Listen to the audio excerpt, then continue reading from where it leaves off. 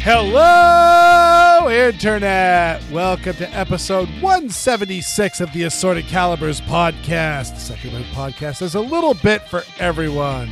I'm Weer'd, and tonight we have an ACP roundtable. And our cast of crews, of course, filling in as emergency holographic co-host because Aaron Paulette is still on sabbatical. We have Jake the Egghead. It's only a model. We of course also have David. Hello. And we have currently buying a Raven 25 Oddball. Well, and I'm also thinking I already have a few 92s. I may need to buy a 92. Yes. I mean, you're enough of a fanatic of that horrible system that why would you not double down and buy the worst version of the worst gun? Yeah. Although I'm just looking forward to, in about 2-3 years, buying a Smith & Wesson Mark Made in Tennessee. That'd be pretty cool. It will be. That would be cool. But yeah, and I'll tell you right now, in my own defense, I have a what is it, a type 53, I believe it is, whatever the Chinese Mosin got. It is the worst version of the worst gun. Yeah, but I mean, Mosins are like Mosins. That's part of what you're collecting is how sugar they are. Exactly. Except for the Finnish reworked ones are pretty good. Well, yeah, I know, and those that's you the actually best pay version money of the for. worst. Well, as most people are just like, I got this for $65. Yes. They're how little did you spend on that rifle? Yeah. Mm-hmm. Wally has like do you own? Some sort of like Finnish like target model. Like it had like this. Oh yeah. It had like a crazy diopter sight on the back of it, and like I can't even remember exactly what other like target stuff that was bolted onto it. And I'm just like looking at it, and I'm just trying to figure it out it's still a Mosin. I'm trying to even remember if it was off of a captured receiver or not, but he was like, yeah, that is significant. That's officially as much polish as you can slap on a turd. Now, was the rear target sight, was it mounted to the cocking piece? No, I would have remembered that. Because they did that for a time. Crazy. That sounds like a really weird way to. That sounds like extending the sight radius. They did that on 03 Springfields. It seems like a good way to get a wandering zero. Yeah, exactly. How was that repeatable? I do not claim to support this concept. Okay. Sounds like somebody got visited by the Good Idea Fairy. Mm-hmm. Oh, there was a lot of that back in the day. Most countries grew out of it, not all. I mean, if you want a severely polished one, here we go. I did have a Mosin back in. Oh, wow. That is very polished. Yeah, that's actually... and a hex receiver, too. The Finnish Defense 762 TKIV 85. Yeah, short for I'm not even going to try it. Yeah, it's Finnish. We just don't. But it's a sharpshooter's rifle that the Finnish army is still using and is currently looking for a replacement for. Although I do like that the top handguard is held on with what looks like hose clamps. Yep. I mean, the barrel bands on the original Mosin kind of, were not much. Not much more substantial. Not at all. But the Finns have a reputation for making do. Yeah. No, I actually had a Mosin that I wish I hadn't sold. It was in pretty good shape, but then I had to be an idiot, and I pulled the rear sight off, and there was a dovetail the rear sight. There was a dovetail underneath it. I clamped a pick rail on there and threw a $70 NC Star long eye relief scope on it. Made a little scout rifle. Just as good. Good. Fun though. Oh yeah. I mean, there's nothing wrong with that because you can always put everything back. Yeah, it was like a minute of pie plate. It's fine. It was kind of fun to shoot. I had an opportunity years back at a Westinghouse Mosin. Oh. Yeah, a fellow I worked with, his father-in-law, who lived in New Jersey, decided that he'd had enough with trying to comply with their laws, and so he just gave his son-in-law, my coworker who lived in New York, all of his rifles, or all of his long guns, I should say, and one of them was a Krag Jorgensen carbine, which I advised him to hang on to for the investment. But there was a Westinghouse hex receiver Mosin that I was very tempted by. All the Westinghouses were hexes. They were all 1891s. Yeah. Yeah, I didn't know that they were all hex, but it doesn't surprise me. Yeah, no, the round receiver didn't come out until thereabouts of World War II for the 9130s. So yeah, they're all the way up until the late Winter 9130s. War, probably. It was they were all hex. Yeah. And then after that point, unless it's a reworked gun, some of them were like like the Dragoons. Yeah, exactly. That were reworked into a new pattern. Some of the M38s were also cut down. Yeah, but this thing was like it just came out of the Westinghouse factory and then been stored fairly well. And why didn't you grab it? Because I was asked to appraise them, and the value at that time that I appraised it for was more than I could readily afford. Mm-hmm. I could have lowballed him on it and then bought it, but that would have been dishonest. Mm-hmm. Yep. Just like I got an email recently from someone whose father passed away, and he wants to help me value some of the handguns. Mm-hmm. It's like, I wouldn't mind having that one, but if I give him an accurate value, depending on the pictures, it's probably going to be more than I can afford. But that's how I roll. Yep. Let me know, and I might be able to buy it, and at least you can come play with it every so often. But yeah, one of the crown jewels of my Mosin collection is a Westinghouse. I still need a Remington. I want both an example of both the American Mosins. Actually, I need to get like a Remington Model 8.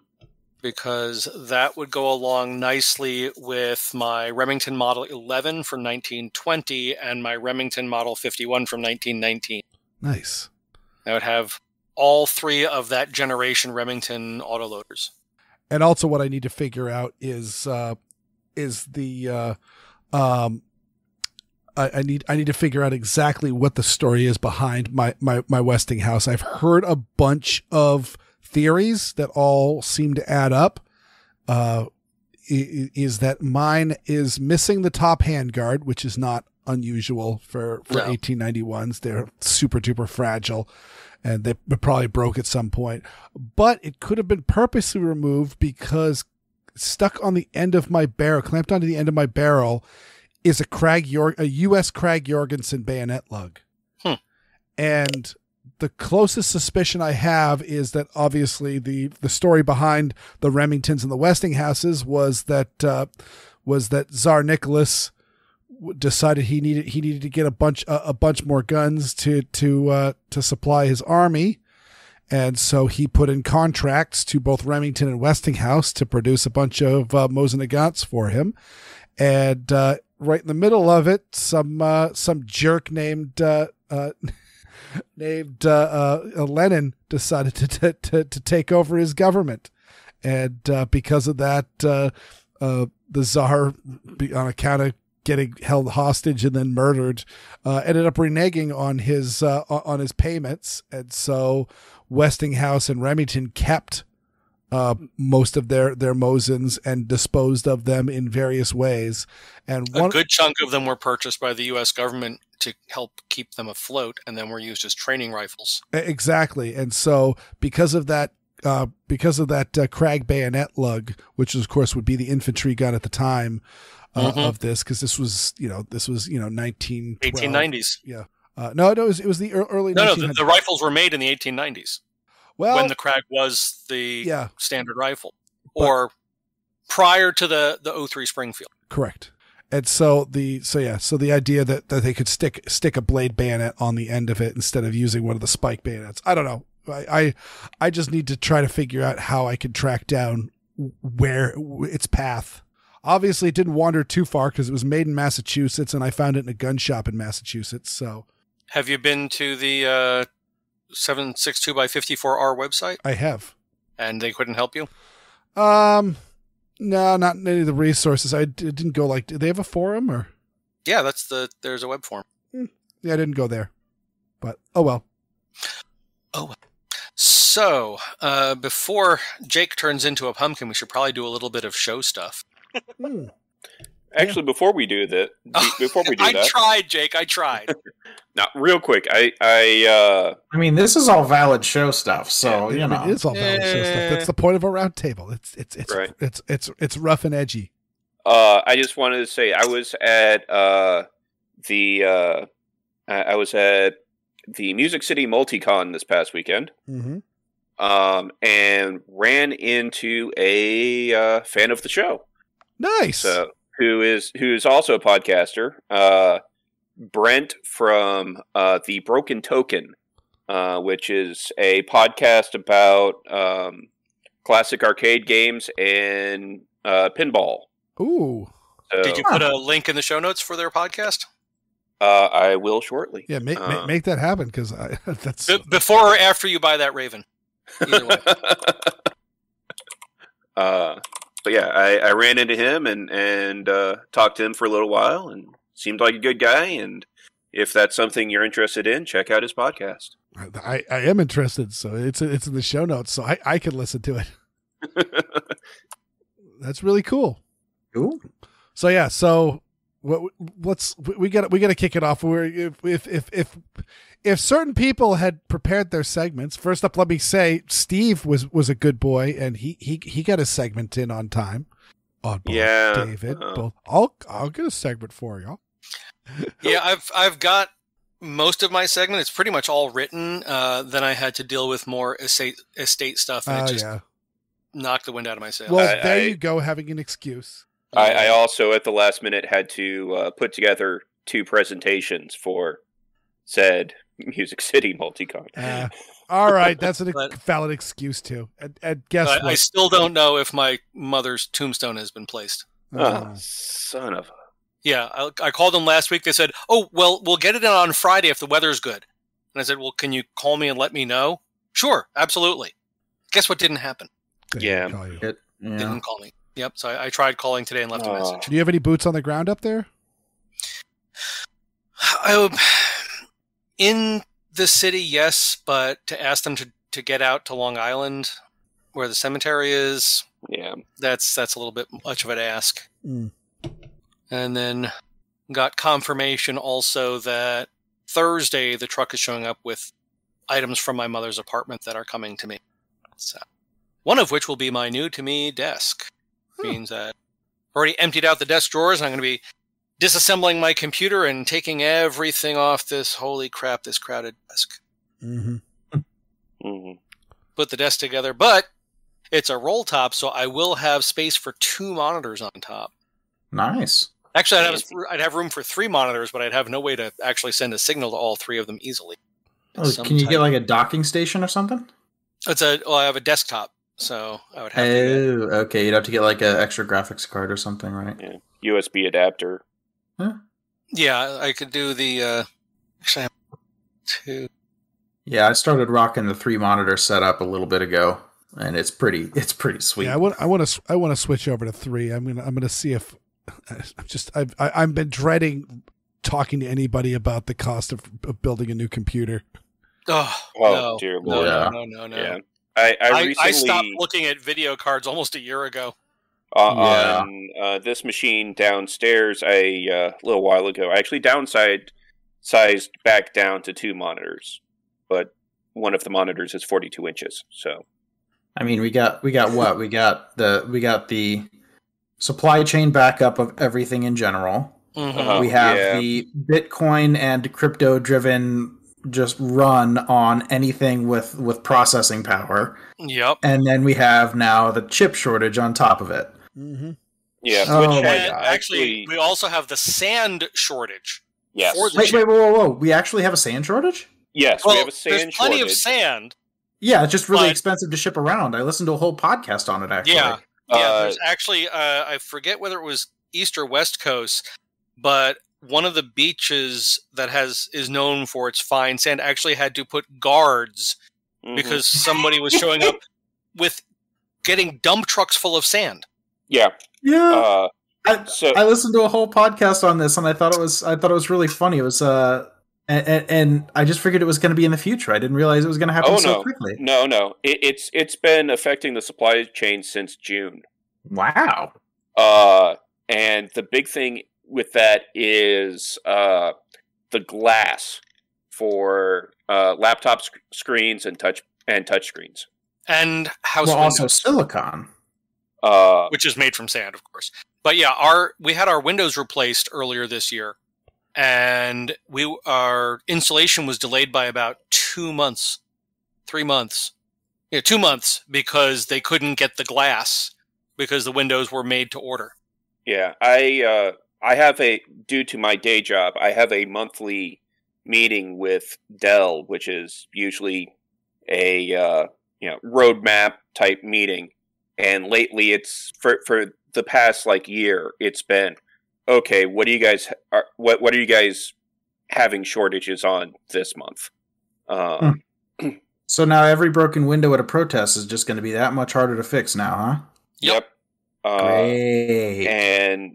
But for several months, there's been shortages on glass, on chips, on capacitors. Yeah. Anything and everything. Wouldn't have seen capacitors coming. There's actually a point, and if people don't believe me, they can go check.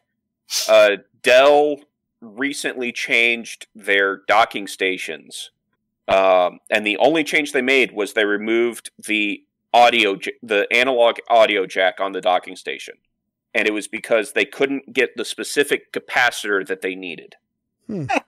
Oh my god, that's hilarious. Yeah. Well, because capacitors are like pennies a piece. Yeah. Surely you'd think Dell would be able to buy them for $1 a piece, you know? If they're not there to buy. Yeah, that's just wild. It's kind of like, oh, heck, I forget the name of the Ray Liotta movie where he was a prisoner stuck on an island that had... No escape. No escape, yeah. Where the escape plan was being held up by what was the part that was there? One car part, and I'm blanking out on what it was. But the guy building it went, in Civilization, I could go down and buy this for $15 at the local auto shop. But yep. But if you don't have it, you don't have it. That makes sense. It's just weird because capacitors, it's like you can almost improvise those. Yeah. You can take 2 capacitors that are twice the capacitance and parallel them. You can put 2 that are half the capacitance and put them in series. You could, I'm sure there's all sorts of nonsense that goes into that and having to modify your circuit boards and da-da-da-da-da. Right, yeah. But it's just weird to me. You'd think that there'd be some clever guy who would just figure out a way around it, Yeah, and like you said, there's workarounds, but in that particular case, it was they actually talked to us about, so how big of a deal would it be for you guys not to have that on your docking stations? Yeah. Well, you probably already have it on your laptop, right? Yeah, your laptop has one. Yeah. So it's just that's... Yeah, and I guess, Dell making actual professionally is not going to be open to the same kind of hacks that some, ham radio nerd like me might do on my own equipment if I actually knew how to do it. Right. But yeah, no, that kind of makes sense. It's just really funny that they actually had a whole design change. They had to probably change the enclosure. That was probably actually quite a production for them to make that design change. That wasn't just a Yeah, now that you mention it, I haven't looked at our new docks to see if there's just a blank stuck in the hole of the enclosure or what, because they may have just gone with we'll fabricate a blank and stick that in there as part of the assembly. Yeah, and then you could still use the same PCB, you just don't populate all the parts. Right. For that component, and then you just slap it all together and put a plug in there. Okay, that would make sense. In that case, that probably could be something improvised. I was thinking of having to redesign the PCB to remove the audio jack from it and design a new enclosure and do all the proper introductions. Or I think you're all just the making proper up letters at this point in time. slide change. Sorry, manufacturing. No, yeah, that it just is just we don't have these parts getting soldered onto the board. Yep. Yeah, that makes sense. Crazy. But someone's gonna like take apart one of these docking stations in like 30 years. I'm gonna be like, what the fudge happened here? Right? Assuming we're not all wearing colanders on our heads. No, I mean, they'll be taking it apart in the post-apocalyptic wasteland, trying to salvage it for, like little bits of lead that they can melt into bullets to fend off the zombies. But, they'll still be a little curious as to why there's an unpopulated section of the circuit board. Maybe not. But what the topic that I really wanted to dive into is, again, with the case of the shooting on the set of the movie Rust by at the hands of Alec Baldwin. There's more information coming in, and let's see, which one do I want to start with? Well, so the ship sandwich is now a triple decker. Yes, right. The armourer is speaking out. So actually, interestingly enough, I will lead that Alec Baldwin has never stopped speaking. And many lawyers and other people are pointing out, why are you doing this, man? Like, just shut up. Yeah, exactly. Just he ran off to, evidently he's either renting a place or owns a place somewhere up in northern Vermont, and and should be just laying low, but I think it was actually just this morning or yesterday, he a bunch of reporters flagged him down, and he pulled over at the side of the road and told the reporters that he couldn't talk about the case, and then started talking about the case. Because he can't not. Yeah. And he was making some stupid tweet, I think, about Halloween, just like some random thing. Yep. And people were kind of giving him grief about it. And I'm like, dude, how do you not understand? You need to just disappear. Yeah. Just don't be anywhere for the next, several months. Yes. Well, and I think I have a little bit different take on the spread of blame than Weer'd does, but yeah, continue. But yeah, so but on the other hand, the polar opposite of that, Hannah Gutierrez-Reed, the daughter of Thel Reed and the armourer for this show, has released a statement through her lawyer. And she is essentially, she is saying that she was not on set at the time, which is very, very interesting. And I have heard, several, film armorers that have essentially said, no, you don't do that. If there's guns on set, you're on set. If, if you're not on set, that means there's no guns on set or nobody's filming. It's your literal job. Yeah. That's what they pay you for. Mm-hmm. And, but I believe she is in this report. I'm trying to find if there's actually a good quote to read, but but it sounds like she is essentially tossing the director, the assistant director under the bus for this one, and essentially saying that, that it was his job to double check to make sure that the firearm that she was putting out for that were safe, and so she allegedly had checked it. I don't know. I mean, it's one of those. I'm not necessarily. There's so much, again, misinformation. Yeah, it's everyone is putting in their 2 cents, most of whom don't have 1 sense of information. Yeah, for example, I hadn't seen it confirmed that she was not on set when it happened. I've seen it. I saw it in at least one report, but I never saw any confirmation. Yeah. There was also report that she wasn't allowed inside the building where the scene was being rehearsed because of COVID restrictions, which is where the incident actually happened. Again, okay. I don't have confirmation about that. Right. That can't be. No, what? Oh man, if that's true, I'm going to be so, I'm going to blow my stack. Well, actually, and wouldn't be the stupidest thing. That does match up with some things that have been confirmed, in that the assistant director went out and there was a tray of 3 guns to be used. He chose one of them and came back on set with it. My question is whether or not, and I haven't seen a good confirmation or not, one way or the other, as to whether or not the armorer was at the tray with the guns. Mm-hmm. Right. There was also another aspect was that I saw a report that there was just 1 live round in the gun. It wasn't fully loaded. It was just one round, which makes me wonder, Alec Baldwin is rehearsing this scene where he's from a seated position, cross draw, aims and fires. Mm-hmm. How many times did he do that before the live round wound up under the hammer? I've read a report that it was twice. It was the second time. Right. Which, of course, you're given a gun. You're told the gun is clear. You go through the motions. You draw and pull the trigger and get a click the first time. Why would you expect anything different? Right. And that is Though that being said, I have not read anything that said that there was just a single live round recovered from his gun. I have heard the police say that they recovered the live round from Alec Baldwin's gun, and which, by the way, has officially been announced as a Pieta copy of a Colt Single Action Army.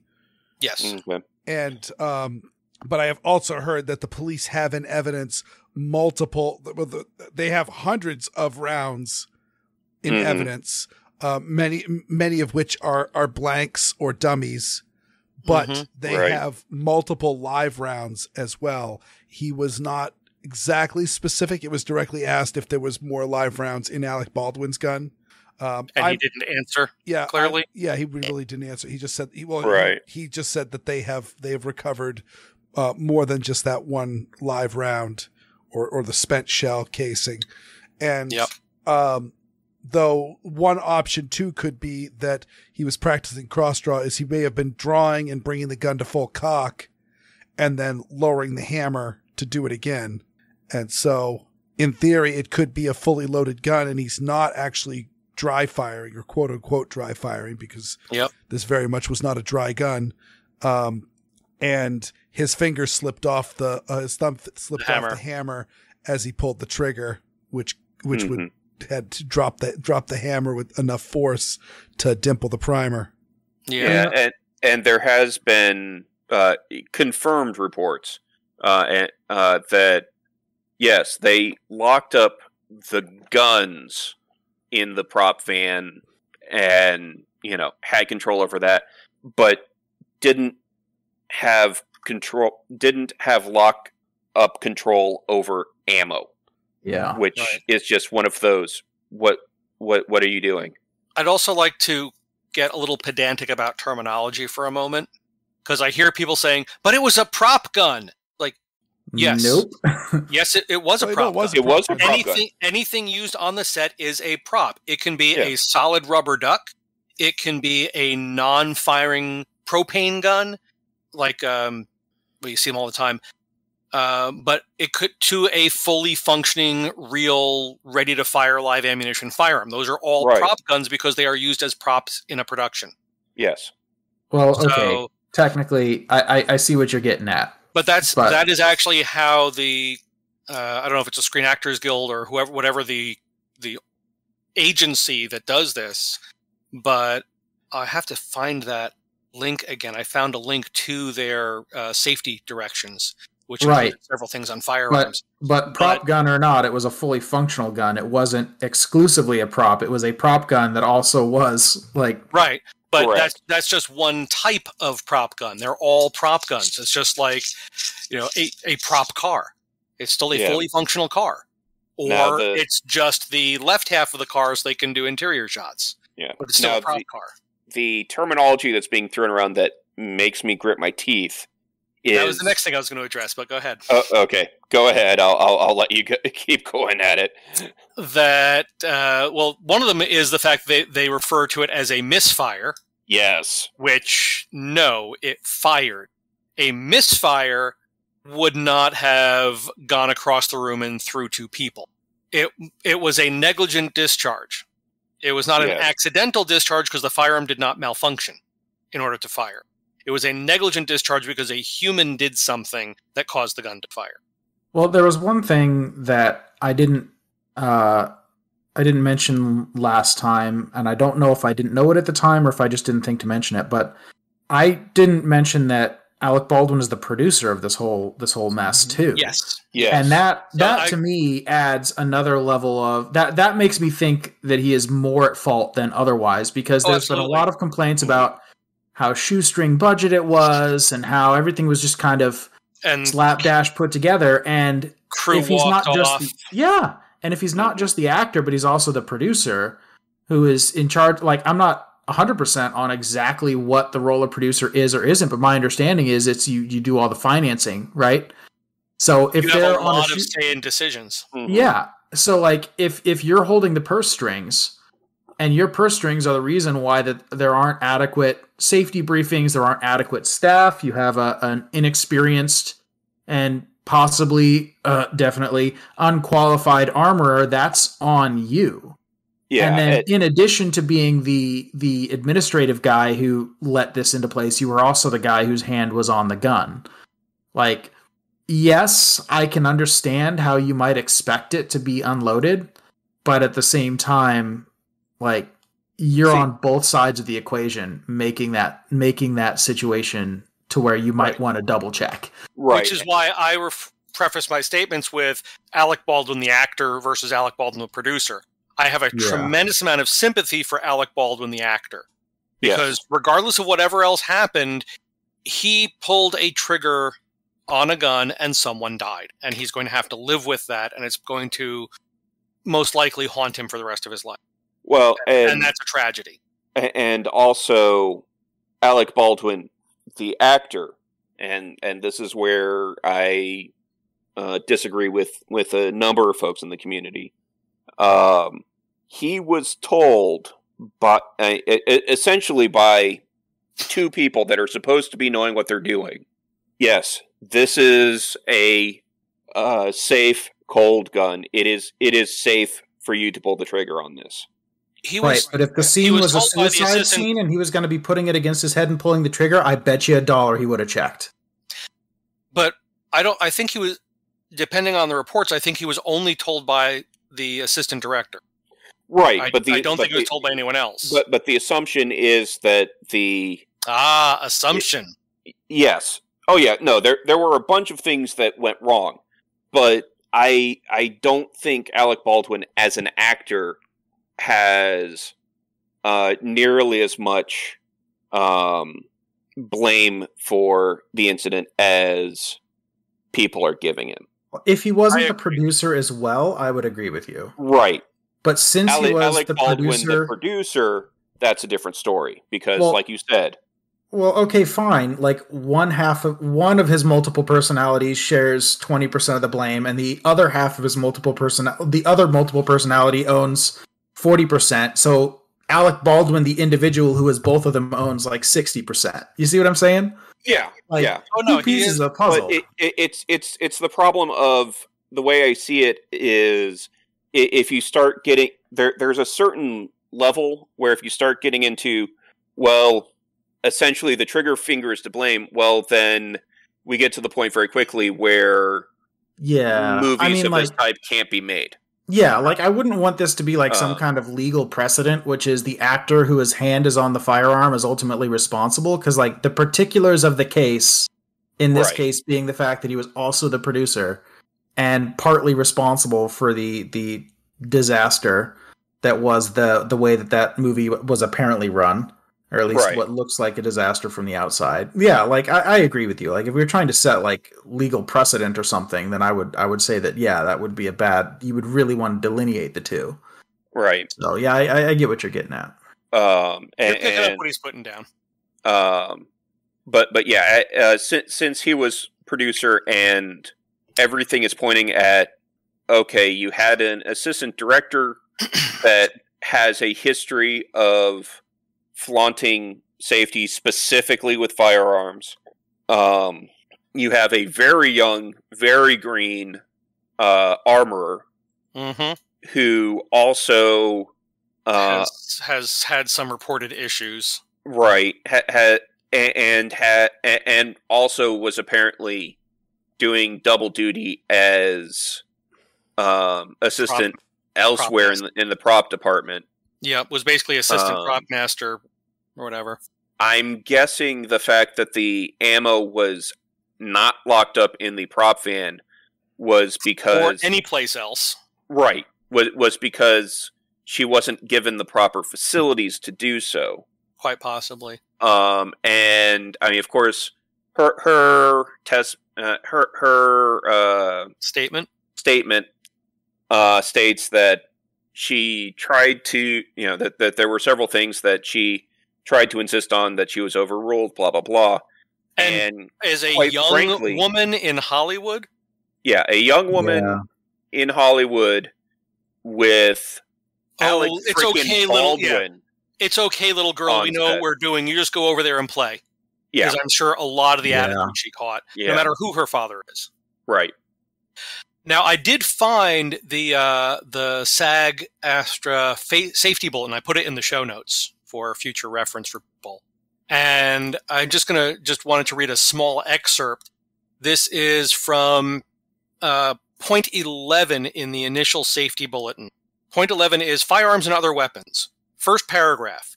Treat all weapons as though they are loaded and or ready to use. Do not play with weapons and never, underline and bold the word never. Point 1, at anyone including yourself, follow the directions of the property master and or weapons handler regarding all weapons.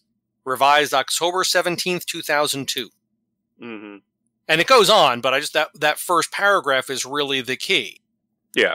And that it goes on. Something that went into place for sure after Brandon Lee was killed. Yeah, like I said, it was revised 2002, so that's almost 20 years of that. They made it a point to never again. So I mean, obviously when I forget the gentleman's name. Hexum, was it? Yeah, John Eric Hexum. Yeah, when he died, they made it the point where if the guns aren't currently being used, if the scene's not set up, in which case they were resetting a scene, the guns get collected by the armor and get locked up, because you don't want to have bored actors playing around with live firearms, even though they're only loaded with blanks or completely unloaded. Because, Now, two additional brief parts of this were: anyone handling a weapon shall receive the proper training and know all operating features and safety devices.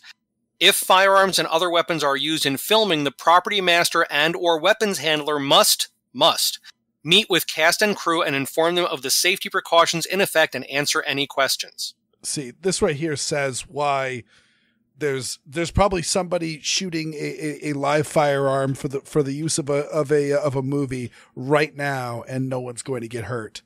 Well, it's one of the things somebody pointed out was that in 70 years, there have been 2 on-set firearm-related deaths. 3? Yep, Hexum, Brandon Lee, and now this. No, I mean up until this one. Yes.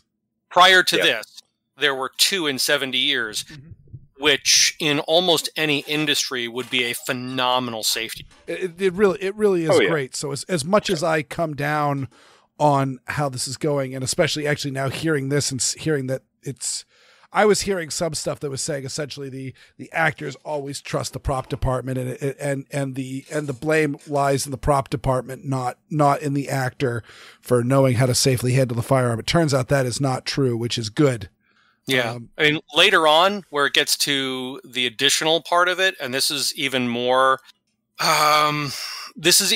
damning for Alec Baldwin actor, is safety bulletin number 1 within this overall document, general safe use and handling of firearms. Very first point: refrain from pointing a firearm at anyone, including yourself, if it is absolutely necessary to do so, underlined, on camera. Consult the property master, or in his or her absence, the weapon handler and or other appropriate personnel determined by the locality or the needs of the production, or other safety representatives such as the first AD, stage manager. Remember that any object at which you point a firearm could be destroyed. And then it gets into actually the basic firearm rules. Never put your finger on the trigger until you're ready to shoot. Know what and where your intended target is, etc. Never lay down a firearm or leave it unattended. Right, which is another one that, from what I understand, I've seen multiple reports where, yeah, we checked the guns and set up the scene and then broke for lunch and came back. Yeah, that kind of stuff. Which, no, that's not how that should work. Yep. Well, it's like you almost couldn't have engineered a scenario worse for safety. Oh, you know? Yeah. You have a producer and an actor who have an open disdain for firearms and firearms owners and people who know about guns. It's like, you know, kind of like how Erin talked about as I forget exactly how she tied it to like D&D or something along those lines, but it was like you lose humanity the more you're familiar with guns. You have that guy. Yep. You have a young lady who appears to be, well, is definitely very inexperienced, probably very prone to being talked over or disregarded, and also might not be very good at what she's doing to begin with, although that has, I guess, yet to be conclusively proven. And let's note a production team that would be much happier not to have her in the first place, it sounds like. Yep. And you have all sorts of conflicts with the crew on the set and the hours and the commute time and all those kind of complaints, and you have people walking off the set, and like you couldn't engineer a more disastrous scenario. This was almost, I'm not saying anything conspiracy theory here, but this could almost have been a scripted worst case scenario. Yeah, it's like it was overdetermined, you know? Like there were so many things. I mean, honestly, there were so many red flags. And there were, like you said, there were enough issues on that set that chances are there was going to be an accident of some sort. Well, I mean, there were already 2 accidental discharges. It's just that no one got seriously injured as far as we're aware. Well, I meant injury. Yeah. I meant injury resulting accidents. Whether it was firearms, whether it was another stunt, whether it was a set collapse, or what have you. Yeah, and that's one of the big things. Is we were talking a little bit before the show started, but essentially, I mean, now I'm starting to think that there's a little bit more. I had not heard that protocol before to realize that, oh no, like the actors are expected to understand how the firearm works, and so they can exercise the safety. And needless to say, Alec Baldwin has been handling firearms on set for long enough that he at least has a rudimentary knowledge of a firearm. And so, or if he doesn't, it's because he's had a concerted effort not to. Correct. And I have a harebrained theory about what happened that I have no evidence actually happened, but we know that he was practicing sitting in a pew, drawing from a cross-draw holster. Yep, which means he's sweeping half the room. And this is a rehearsal. This is not live filming. Yeah. So the fact that he was pointing it at the at the director of photography was not because she was actively shooting him at the time. Well, that's another problem with terminology. That's the whole shooting someone. You know, we're talking about him shooting someone, and you just said, well, she wasn't shooting him. Well, there's the thing. How do you say, she was not actively operating the camera at that moment? Mm-hmm. Just awkward. Well, he was not filming him. Yeah, it's just the phrasing is. Well, there's also the question of, for a lot of people, especially non-gun people, drawing and sweeping the room, it wouldn't occur to them that it is different than pointing the gun at a spot. And it is a distinct possibility, like I said, I don't have anything to back this up, but it's a distinct possibility that it may have discharged while he was in the act of drawing it and bringing it around. Right. Although that safety bulletin Point 2, never place your finger on the trigger until you're ready to shoot. Keep your finger alongside the frame and off the trigger. And there's a lot of bold and underline in that. Right, but I've seen experienced shooters set rounds off before they intend to. Oh, absolutely. So like but no, I mean, I get what you're saying. That's for 20 years. This has been part of Hollywood's safety requirements, and various times throughout this document, it mentions that there'll be regular safety briefings. Mm-hmm. Right. Well, and of course, there's also the thing of David, what's something that is absent in a lot of period holsters for single action revolvers? Anything covering the trigger? Yes. Oh, yeah. That's not just Westerns. That's all the way through the 30s. Yeah. Oh, and there's also, I mean, do we know if this gun was drop safe? No, because it shouldn't be. It wouldn't be a transfer bar safety, right? No, so it was a Pieta single action, so it was a fairly faithful. accurate it wasn't single action Army copy. Yeah, so it's not going to be one of those modern single action ones that have a transfer bar in there. Right. On the other hand, a transfer bar only works when it's used properly. Well, yeah, I mean, if he was actually pulling the trigger. Right, but I've seen plenty of people lowering the hammer on a Ruger Blackhawk who keep the trigger held down as they're easing the hammer forward. Right, but I mean, it's also possible that instead of actually pulling the trigger, something struck the hammer. But I mean, I don't think it's terribly likely. In the same way that I think it's unlikely that this accidental shot occurred as he was sweeping the room, just because it would be much more likely for it to miss. Like it's certainly possible, and it could have happened. Inside a building, it's going to hit something. Yeah, right. But I'm saying that. I'm saying that if that happens, 20 times, 18 out of those 20 times it's going to be a near miss, probably. Depending on how crowded the room is. Like, I'm not saying it's impossible. I'm just saying it would be more likely to me that he was actually willfully pointing it in a direction. Oh, no. I don't think that he was aiming at them. I think he was sweeping them. No, I know what you're getting at. I'm just saying if I were to sweep a room broadly that is not a movie theater packed with people and squeeze the trigger randomly, most of the time I'm going to not hit a person. I'm going to hit a wall or an object. Right. Now, the thing is, he was in a world in which, Right, but he was practicing, according to the reports, he was practicing a cross draw and fire towards the camera. Yeah. Because that was the scene. Now, according to these safety regulations, you don't actually fire at the camera. There is a mark adjacent to the camera that you fire at, and then they use false perspective or something. Mm-hmm. Because that's part of the safety regulations. So he's doing that. He's drawing and aiming at the mark next to the camera, and they are close to the camera but not at the mark. I mean, so he's not aiming at them. He's aiming at the mark. He's just crossing over them as that happens, and he's a little quick on the trigger this second time.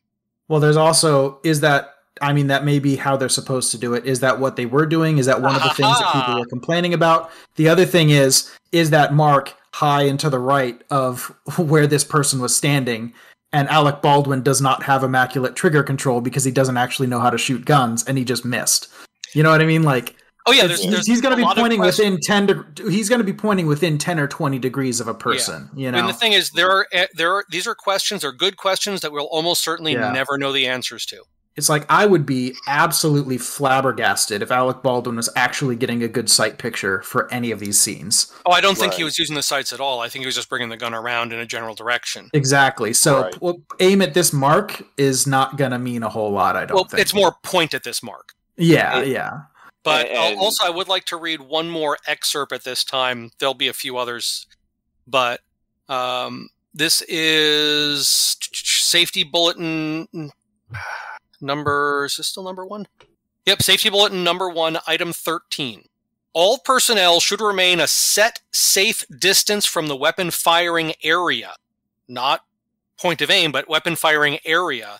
To be determined by the property master, or in his or her absence, the weapons handler and or any other appropriate personnel, determined by the locality or the needs of the production. stunt coordinator and or designated studio safety representative to ensure personal safety from blank debris and hot ejected blank casings. So blank debris is an arc in front of the muzzle. Nobody should be in the arc in front of the muzzle, according to point 13. Right. So regardless of whether he was trying to sweep to that point, they were in the area where he should not have been sweeping that gun, and somebody should have said something, because this is part of their safety regulations that they were obviously not following. Yeah, no, you're right. Not following reliably. Well, and what probably happened there... And that falls on Alec Baldwin, the producer side of this. Yeah, and probably what happened there is you'll notice that the language always says, or appropriate designated person. Mm-hmm. And how much do you want to bet that the designated person was the assistant director? Probably. Who had already, as you point, or I think it was you pointed out, had issues on previous performances. Right. Yeah. All right. Well, I'm turning into a pumpkin, guys. All right. Good night, pumpkin. Thanks for joining us. I set myself up for that one, didn't I? You little bit. Yeah, you did. All right. All right, well, I'll talk to you guys later. All right, thanks for coming out, Jake. Good night, Jake. So, I think it's all the blame. And again, say what you will about Alec Baldwin and his mental state and where he wants to rest the blame or all of that. It's one thing to be someone who has defended yourself and you were in a deadly force situation, and you like Kyle Rittenhouse. Correct. We could get to Kyle in just a moment. But in a moment when you were, you had to defend your own life and you shot and killed somebody. Yeah, that's one thing. Yeah, that's one thing. Another thing being, a soldier in a war zone, fighting for the country and killing the enemy. And that is another thing. But this one is just the worst possible way to kill another human being. Because it's not even committing an act of murder. I mean, even that you could add that, like, it's either premeditated or in hot blood. Crime of passion. Crime of passion. This is literally him shooting somebody who he has claimed that he was close friends with, and that they had hung out socially, and they had a good deal of respect for each other. It was during a rehearsal. It wasn't even the Brandon Lee was killed on camera. I think they even actually used the footage of him dying, in the movie The Crow. Mm-hmm. This is literally, he was practicing before they started shooting, and the gun fired and hit the director of photography, and then hit the director, and the director of photography died. And no matter what you may think about Alec Baldwin or all of that, I absolutely bet he wishes he checked those chambers himself before he stuck that gun in his holster. Yeah. Oh yeah, it all boils down to, in this instance, of people not respecting the magical bullet fairy. Mm-hmm. Yep. Yeah, and that's a nice lead into safety bulletin number 2, special use of live ammunition. This bulletin, and by the way, at the top of these bulletins, it says that they shall be issued prior to production. So these are supposed to be posted and distributed to all cast and crew. Mm-hmm. Some of them mention sign off. Not going to go looking for that. But these guidelines are intended to give recommendations, special guidelines, and conditions for the safe handling of firearms utilizing live ammunition. Uncontrolled second units, there may be a very rare occasion when live ammunition must be used to obtain an effect. In those very special circumstances, live ammunition may be used only if the following criteria and conditions have been met. And then it lists a bunch of those. And then, including the insurance company, of course. Mm-hmm. But then, where was that? On days when the production will be utilizing firearms for live ammunition, firing and have replicas and or a prop firearm, The property master, or in his or her absence, blah, blah, blah, shall identify the live ammunition firearms by color or some other easily recognizable means of identification. These types of firearms shall never be kept together and or stored together. And live ammunition will not be kept on the set for any longer than is necessary to complete the scene in which it is being used. Live ammunition shall be secured in a locked box and clearly marked in a manner to differentiate it from blank ammunition, and various other things like that. Mm-hmm. So, and then that goes through the general safe use and handling of firearms again. And it's mostly a repetition. But, so this, like I said, there's enough blame to go around on this one. Yeah. All right. So, have we done Alec Baldwin to death for right now? I'm sure there'll be more. Phrasing. I'm sure there'll be more. I think so. Yeah. I'm sure there'll be and more like I said, week. Alec Baldwin, the actor, if he was an actor completely on someone else's production, I would have nothing but sympathy, because actors are actually discouraged from monkeying with the firearms. Mm-hmm. They are given the gun, they are told its condition, they perform their part. So Alec Baldwin, the actor, I'm sympathetic to, but Alec Baldwin, the producer, is responsible for everything that goes on the set. Mm-hmm. Yep. Or during the production. And in that case, he is culpable to some degree. And it certainly seems like a lot of the corners that they cut could have really been instrumental in saving a life. Yeah. Yep. So you had mentioned something about Rittenhouse. Yes. Actually, who was it that was it you, David, that posted this in the show notes? I put a couple of Rittenhouse links in the show notes. I did. Well, do you want to take one away?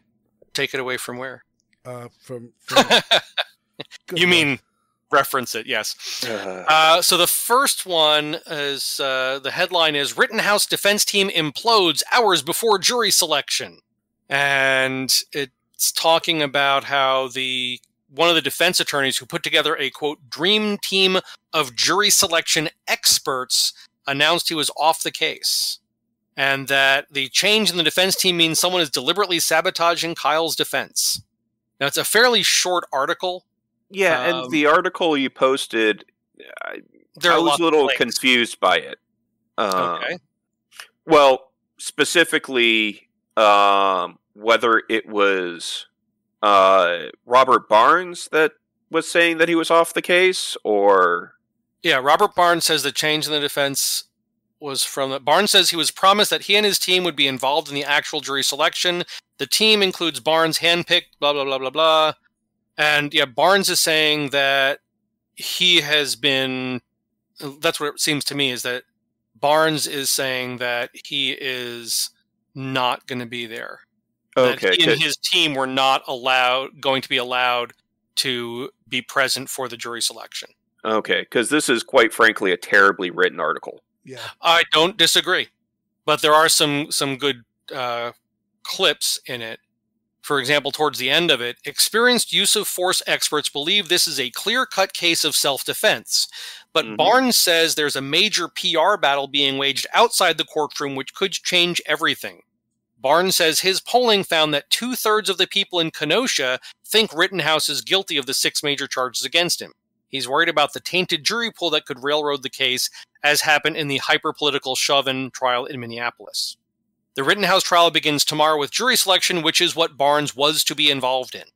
Okay, I guess I guess they failed to put in identifying Robert Barnes as the defense attorney in the first sentence.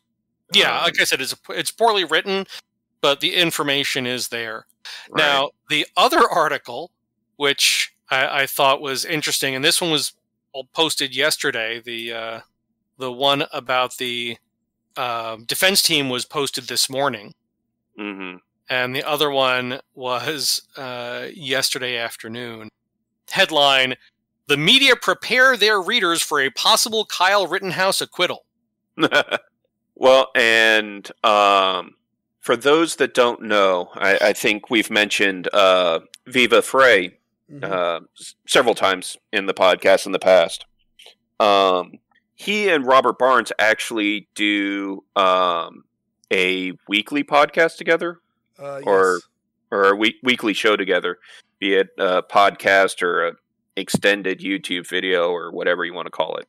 And I know that Robert Barnes has definitely talked like he's been very positive about the Rittenhouse case, and has obviously been involved in it, which also meant that there were a lot of things where he had to say, "Yeah, I can't talk about that." And did a better job than Alec Baldwin? Yes. I will be highly interested to see what he says in his own words in the next couple days over that. Mm-hmm. Also, another interesting note that Barnes has said on the YouTube channel is that the lethal force witness that they have brought on is Andrew Branca. Mm-hmm. Who? I know that name. Yeah. Well, he used to be a sponsor for the Gun Blog Variety Cast. He's the Law of Self Defense is books. Ooh, maybe you could get him to make some carefully crafted statements for a special segment. And but yeah. Unless he remembers you, in which case he might not want to talk to you. We've actually never met, but yeah, he's been certainly somebody who's set forward. As a matter of fact, actually, in the I remember actually shortly after the shooting in Kenosha, somebody was speaking ill of Kyle and claiming that the shooting was not justified, and Andrew Branca immediately jumped in and gave a very well thought out point by point rebuttal on any of the accusations there, and so is that printed or recorded somewhere that we can put in the show notes? I don't. Yeah, I don't want to dig through Facebook. I'm not going to dig through Facebook. Oh, it was on Facebook. Yeah, never mind. Yeah, it was on Facebook. So never cesspool. And yeah, the prosecutor in that case has definitely tried to play some silly political games with it, up to and including the whole, well, we want to have it publicly released where Kyle Rittenhouse is right now. It's just and I think even the judge went, "You want to do what?" Yeah. We're going to call the attackers victims, right, so that we can taint things even more. Yeah. And there have been some things that people have made hay over that say, yeah, like the whole, the judge has told the prosecutor that, no, you're not allowed to refer to the folks that Rittenhouse shot as victims. You can call them rioters or, what was the other one he said? You can call them... Yeah, I forget what the other term was. Protesters. Rioters or protesters. You're right. And people have said, well, this shows that the judge seen this, that, or the other, and it's just... And there's been some lawyers on YouTube that have pointed out that no, that's actually yes, the defense requested that, but it's also a fairly common request and fairly common for it to be granted in these kinds of cases. Just simply because if you refer to the person, in a self-defense case, if you refer to the guy as the person that got shot as the victim, that's tainting the jury's mind into thinking that, well, clearly if he's the victim, then that means that the other guy's bad. Yeah. So I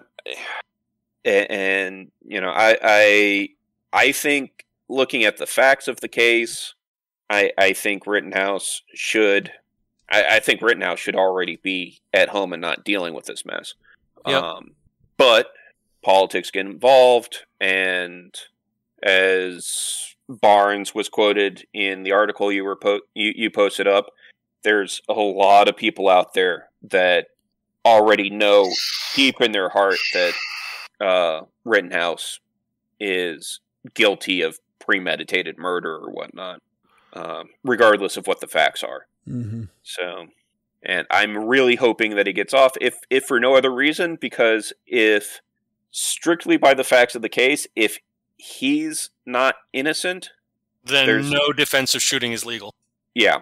Yeah, especially given the level that this whole thing was documented. I mean, it's and there was talk. Robert Barnes was talking about it. Obviously, he can't talk about specifics on the case now that he is part of it. But essentially, he was always saying the defense team should immediately be subpoenaing anybody who was there for their cell phone footage, because you could see in the footage that was immediately released, there's lots of other people with their phones up on this. So there are there's tons of footage, and they've gotten some of it.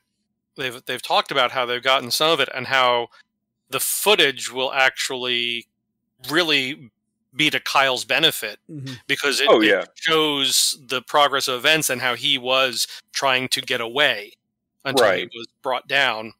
And as he's pointed out, which he? Sorry. As Robert Barnes has pointed out, the amount of level-headedness that Rittenhouse displayed in... Oh my God, yes.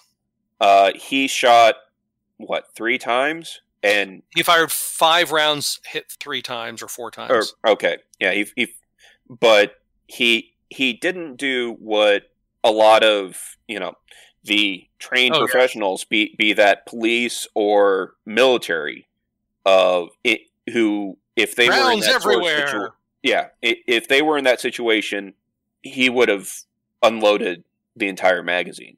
Yeah, well, there's a fellow I knew years back who had served in the Marine Corps in the Mideast. Mm-hmm. And, he said, well, our official orders were X, Y, Z, but our sergeant told us that if there was if they charge the gate, fire till it's empty. Yeah. Not over their heads either. Yeah.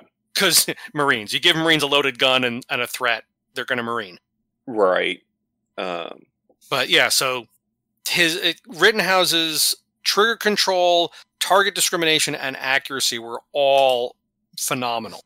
Right. Of course, I'm still ticked off at the one guy that he wounded. The one that had the medic badge and tried to approach Rittenhouse. Yes. With a gun in his hand. Yes. And also showed up to interviews afterwards, still wearing the medic hat. Mm-hmm.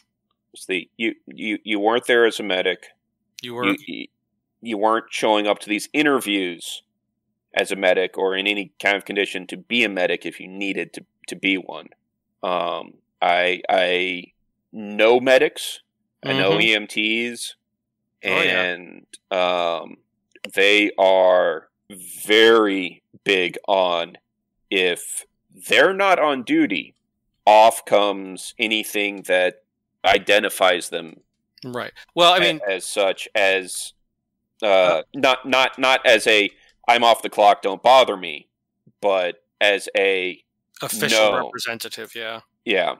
I will say, working with a volunteer fire department and associating with a volunteer ambulance company, there really was no off duty. Right. So that's where, so it wasn't uncommon for our EMT or one of our EMTs, because we had a very high proportion of them at my department, but he'd be at the gas station and somebody collapses. He's going to put on the EMT hat metaphorically. Oh, yeah, absolutely. So there really, like I said, there really is no, I'm off duty. Your problems are not my problems. Oh yeah, absolutely. And the same is true with the professional EMTs that I've known. If there was an incident that happened that that medical assistance was needed, they were up and running. But if they were off the clock, they were wanting to make sure that it didn't look like they could have possibly been there on official business. Right. They're still present. They are still willing to make use of their skills. Of course, they're going to try to save whoever can be saved, that kind of stuff. Right. But they're not there primarily for that purpose. Right. Whereas this guy, the one who was injured, was claiming to be there for that purpose by wearing that hat. Yeah. It's kind of the same as I see you go to a gun show and you see the booths selling the police hats, baseball or caps, the concealed carry badge, or the concealed carry badge, or it's no, you are self-identifying as a schmuck if you're you're not wrong. So you are cosplaying as a medic. Speaking of schmucks. There's a segue. I wanted to put this in. We've gone on for a bit, so I thought we'd go out on a little bit of a lighter note. Yes. On the just this morning, I don't know what prompted this, but the host emeritus of the Gun Blog Variety Cast, Sean Sorrentino, just asked me kind of out of the blue, "Hey, whatever happened to Colin Goddard?" And for those that may not know that name, because we were actually just discussing Colin Goddard and pointing out the fact that he's kind of his 15 minutes have mostly set now, though he pushed it for longer than 15. Is he was a student at Virginia Tech and was shot in the shooting that was on that college campus. He clearly survived and went on. He and his father went on to become members of the Brady campaign and worked for the Brady campaign for a number of years. And his father, Andrew Goddard, said a whole bunch of awful things. If you want to do some searches for Andrew Goddard Brady campaign quotes, you'll find some really, really nasty and unprofessional things that he said while he was a chapter president. I believe it was the Virginia chapter president there. And then Colin eventually, in as many activists did, jumped ship from the Brady campaign and joined Everytown when Michael Bloomberg really started throwing his weight around with his new anti-gun group. And while he was under Everytown, he did talk with President Obama. I believe I quoted him in the gun. I sampled him in the Gun Blog Variety Cast in my month-long FISC of the Obama gun control town hall that he did for CNN. And then he disappeared. And his name came up several years ago and I went, Colin Goddard. Yeah, I haven't really heard about him. I haven't seen him make any statements or anything like that. I wonder what's still going on. And so I did a quick search and it turned out, let's scroll down. In 2016, he left Everytown for gun safety. I'm looking at his LinkedIn page right now. He was the senior policy advocate. And then he went on to, several other positions until in 2018, which was when I actually was last wondered where he was.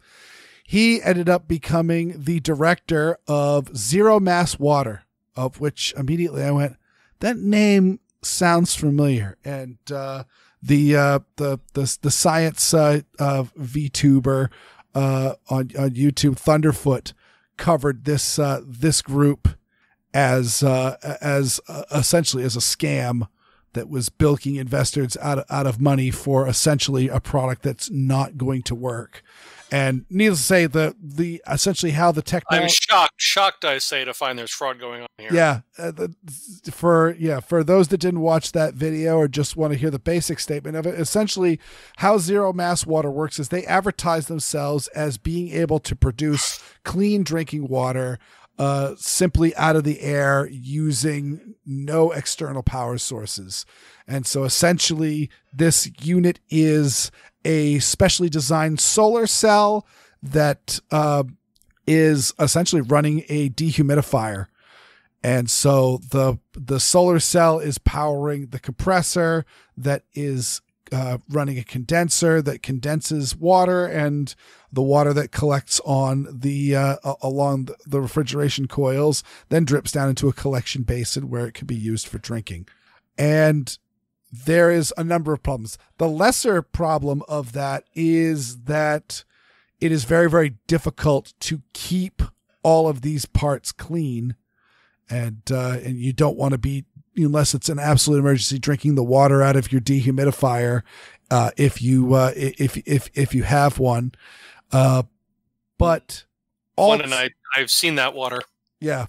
But the bigger issue is that dehumidifiers, and you can't hear it now, but I will be editing the sound of my dehumidifier out of the background of this audio track, because I'm in my basement and it's been a wet year, and so just keeping the humidity out. Dehumidifiers work beautifully in high humidity environments, and they produce a lot of liquid. And as the humidity drops, the efficiency and liquid produced also drops because there is no water to pull out of the air. And so therefore, in any area where these zero mass water units are producing a lot of drinkable water, tends to be areas that have high humidity, therefore also high amounts of rain, and also by nature generally a water table that's easily accessible by standard well drilling techniques. Mm-hmm. And or because there are various types of condensers for humid environments that already exist to condense water out of the air. Yes. Right. If it's a humid environment, that's Yep. And meanwhile, if you were to take this out to, say, the Mojave Desert and try to, run this, according to this, Goddard is based out of Washington, D.C. With shocking. Yeah, with this, but the Zero Mass Water is headquartered in Scottsdale, Arizona. If you are to set this unit up in Scottsdale, you are going to have very, very diminishing returns because it's a desert.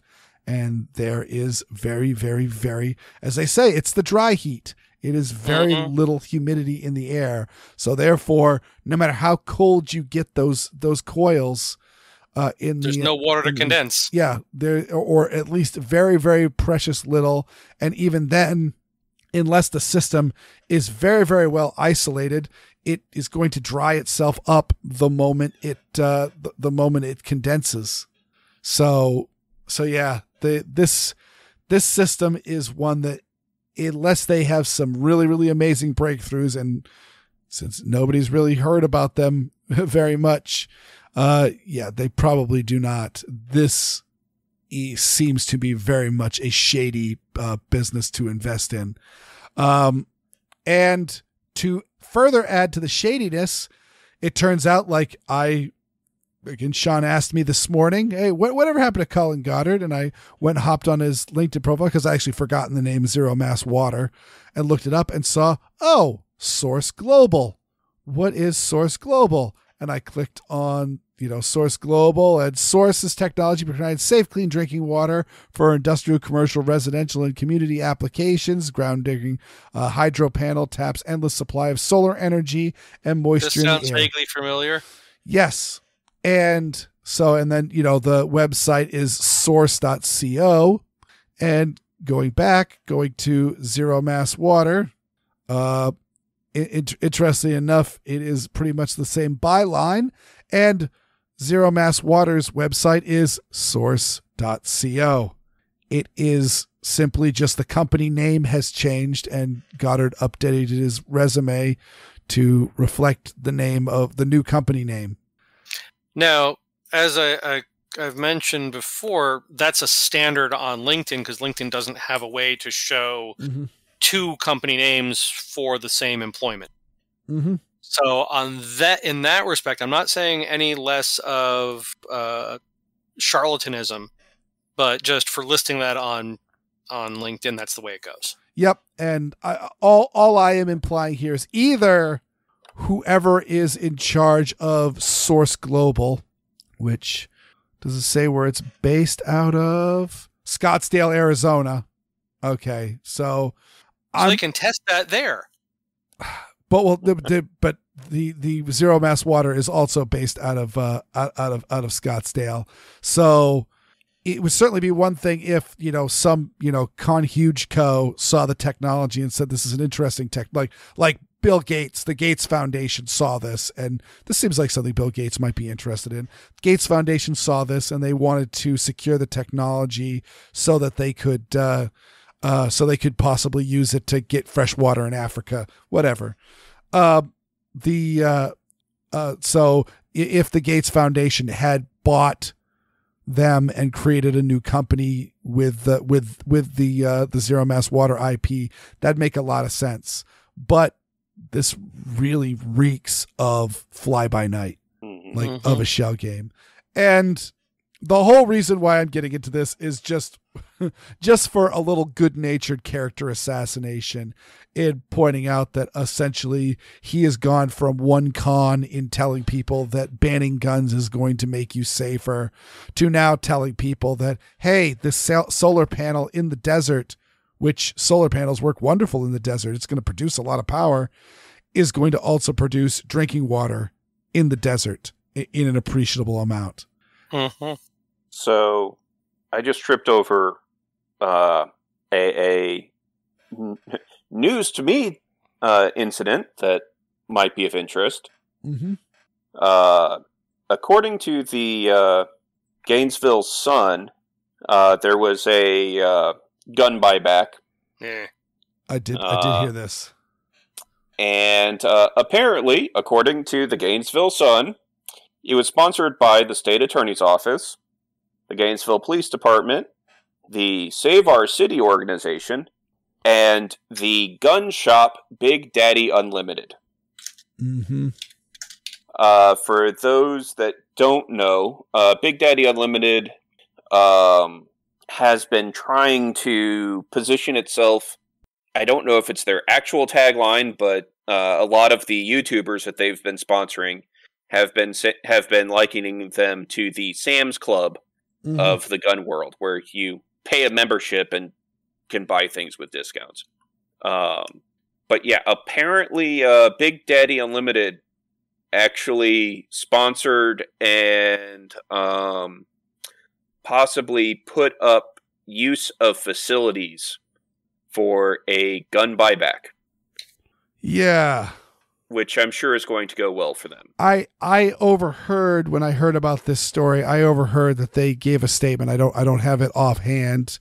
I don't know if either one of you can dig it up, but allegedly they were saying that they were at the gun buyback and they were there, but rather than them being part of the purchasing and or destroying guns, which was, by the way, was that right off the top of my head? Was that Benchmade was destroying guns a few years ago? Were those buyback guns or were those evidence guns? Those were seized evidence guns where the cases had been closed. From what I remember. Yeah. So they were in the possession of the police department, and either from the police's determination, owner's determination, or court order, those guns were supposed to be destroyed. Yeah. Okay. Which is, I know of a number of departments in different parts of the country where seized guns that are turned in, guns that have been, their whatever criminal case has been resolved and they no longer keep for evidence. Instead of destroying them, they sell them. Yeah. They sell them in lots to local gun shops who then will go through and resell them. With I want to say checks, that's actually the law in Tennessee, but That they have to do that? Mm-hmm. Nice. I I know mean, in some states it's the law that they have to destroy them. Yeah. No matter what. Someone was telling me, I forget which state it was, might have been New Jersey, was that any gun seized in a crime, blah, blah, blah, had to be destroyed, even if it was stolen and they could identify the original owner it was stolen from. Mm-hmm. They couldn't return it to the owner who'd lost his property. Crazy. Yep. But yeah, the idea of course, obviously the gun goes and needs to be sold with a background check, since they would only transfer them to FFLs. Mm-hmm. And go ahead. And I was going to say, and then when the FFL sells it, there's another background check. Correct. Because there's the not really a check, but there is the paper trail of the FFL who purchased them. Mm-hmm. And then the lot of them, I should say. And then when that FFL sells them retail, there is again the paper trail, depending on the state. Because some states, if you have an HCL, you don't have to get the background check. Yeah, and other states have figured out a way to make money off of Tennessee. Yeah, and of course, anybody knows. I mean, Oddball was looking at a Raven 25. Which was being sold for a decent. What was the price? It was being sold $70. $75. Yeah, 75 for a used piece of garbage 25 auto, and pot metal gun, and so even that cheap, gas station knife of guns quality is still worth $75 at a pretty decent discount. Guns are inherently valuable.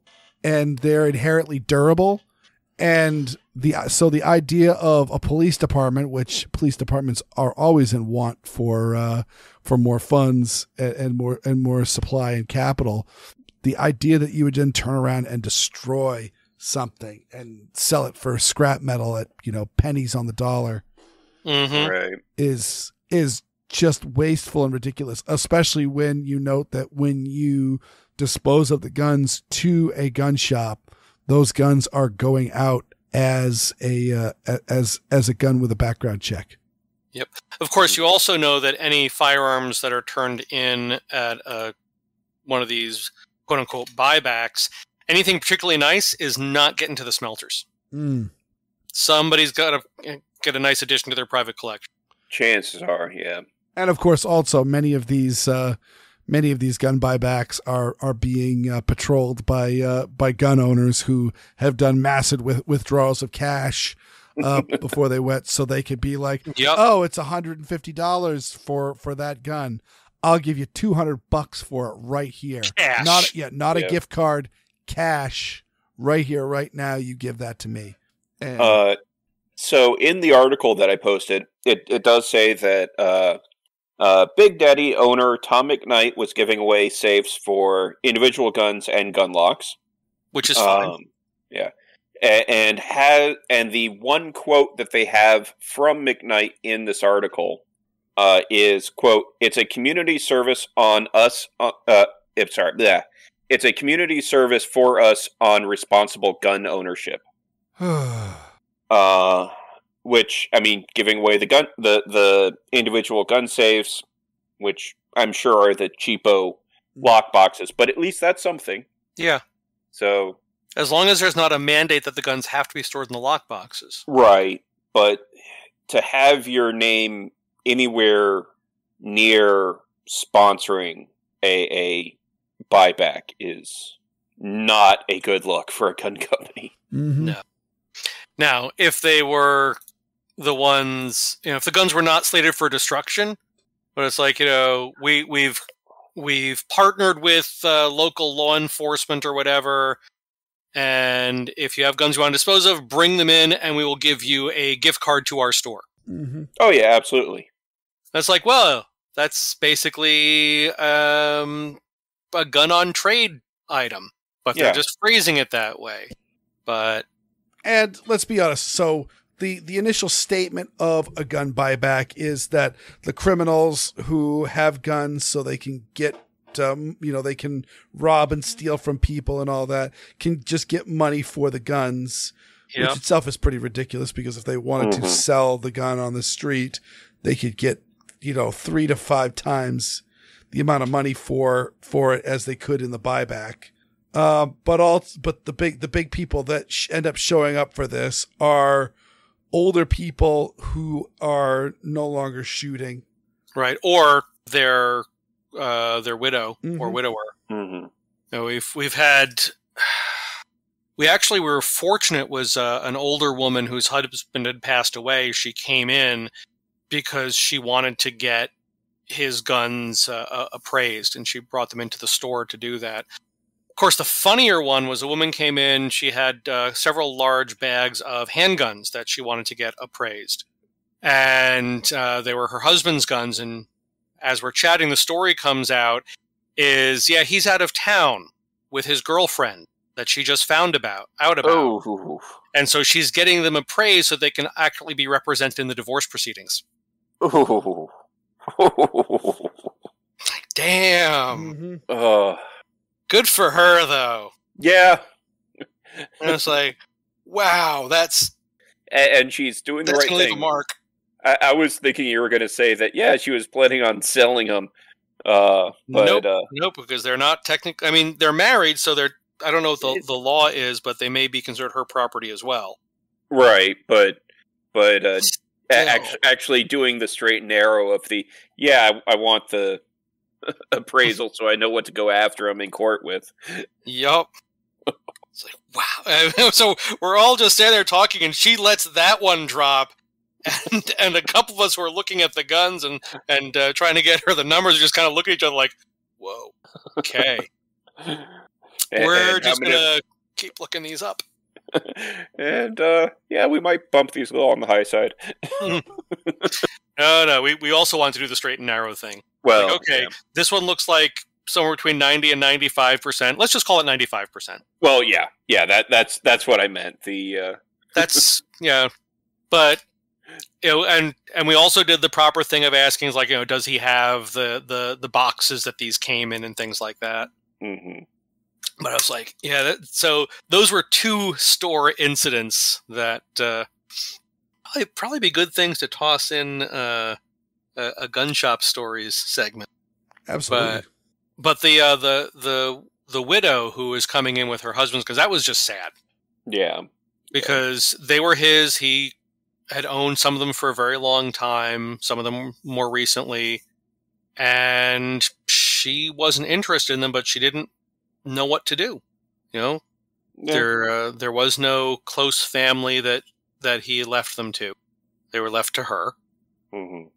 And she just wanted to make sure that she got reasonable value. Yeah. So I think that does the show nicely.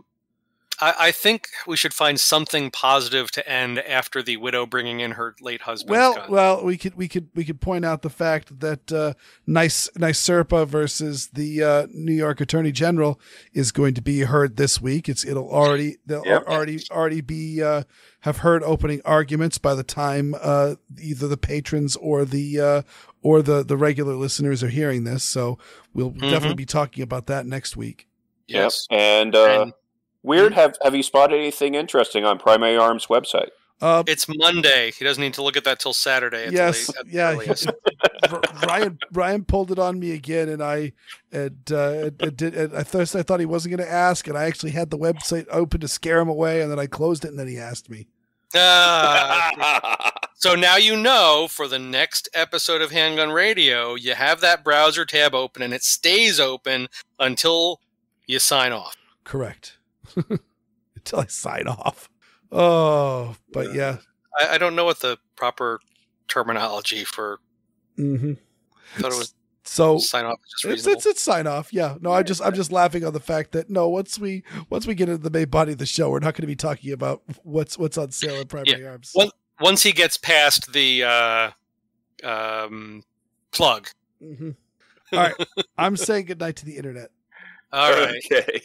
So I think that wraps up the show, and I would like to thank each and every one of our listeners, and a very special thanks to all our supporters on Patreon. Go to patreon.com/Assorted Calibers podcast to sign up, and you guys can hear the show early. That's kind of cool. But what's really cool is you can get the blooper reels. And by the way, that's also getting you the back catalog as well. So you're not just getting whatever the next blooper reel is and they're on their fourth. No, you can go in and you can listen to hundreds of blooper reels, which is awesome.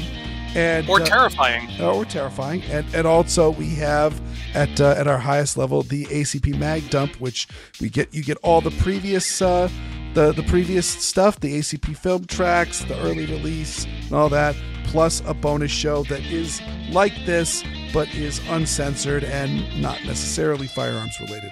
So I would like to also thank our peanut gallery. First up, we will thank those who are not here, but you know what? They're here in our hearts, both Aaron Paulette and Jake the Egghead. You guys and Xander. You guys are also. Oh, Xander, of course. I was hoping he would hop on. He hopped on chat real quick, but yeah, he's been working like crazy, and just has not had the acumen to log the late nights. And of course, we have David. Hello, folks. Thanks you for joining us again. I'm here. I'm occasionally on Handgun Radio, which I'd like to be a guest on again. And I also do posts on bluecollarprepping.blogspot.com. And we have Oddball. And I just realized I haven't bought a knife or a crappy gun all month. Well, you need to buy that Raven. I guess that would be a good way to reward myself for not buying a gun all month. Yeah, I mean it's a fun way to learn about clearing jams. And I was just as a reminder to our listeners, this is being recorded on November 1st. Mm-hmm. Just in case they didn't quite follow that. I was invited on Handgun Radio once, and they never wanted me back. So, I mean, it's true. He's pretty good on this show. He was awful on Handgun Radio. Oh, not true. Oh, so all right, and Aaron does the outros better than I do, and so's our podcast. Good night, everybody. Good night, folks.